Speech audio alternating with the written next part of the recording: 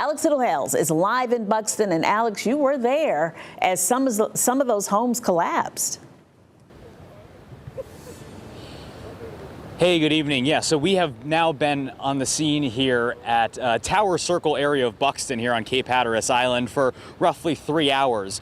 By the time we got here, and I'm just going to ask my photographer to pan out and just show exactly where we are and to set the scene a little bit. So when we got here, one house has already collapsed. Okay, and so within the next 45 minutes afterwards, we saw not 2, not 3, not 4, but 5 total houses collapsing here, essentially in one cluster of oceanfront homes here in Buxton. So we are again at the very southernmost point here on Cape Hatteras Island. And so the debris that you're seeing here is specifically the debris from 3 of those 5 homes that collapsed, okay? So there was one that was already in the water, as I mentioned, by the time we had got here.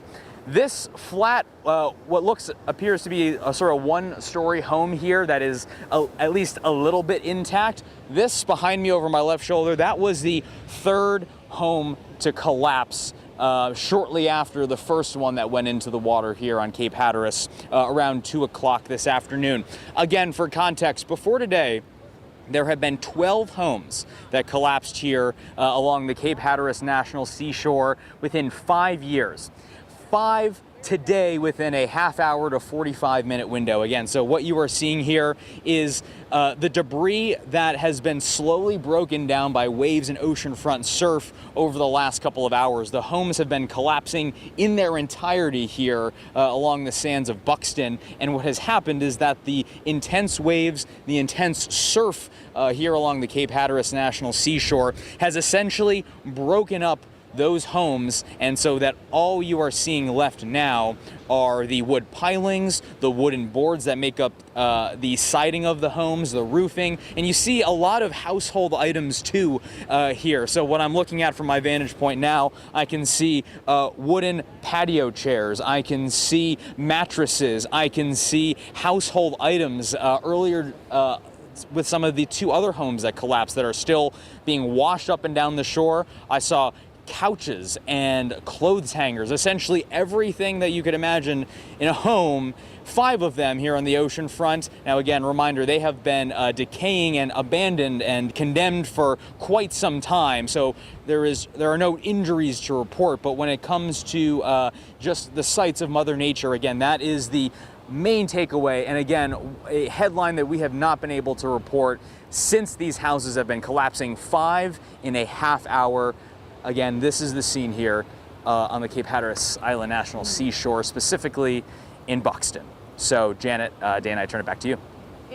Alex, you know, it looks dangerous with all that debris out there. I mean, are officials doing a good job keeping people away, or are people pretty much gathering around, watching and mixing in that mess?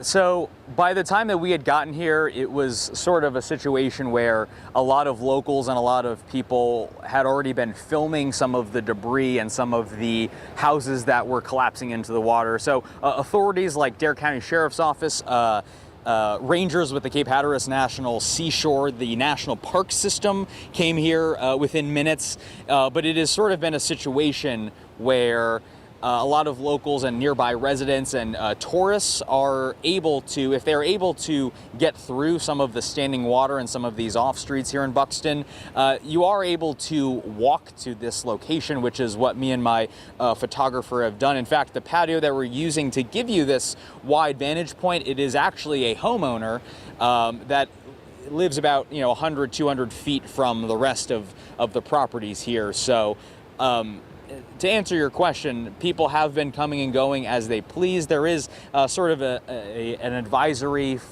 for people to just be a little bit careful, because as you can see behind me, all this debris is not only scattered and condensed to this specific spot, but the ocean waves are pushing this debris up and down the sands basically of Buxton, and it's actually pushing some of this debris into the streets nearby to get to the actual ocean front. So the understanding is that, these officials want people to just be mindful. I am wearing boots just to make sure that I don't step on any nails or splinters that are sticking out from all this debris.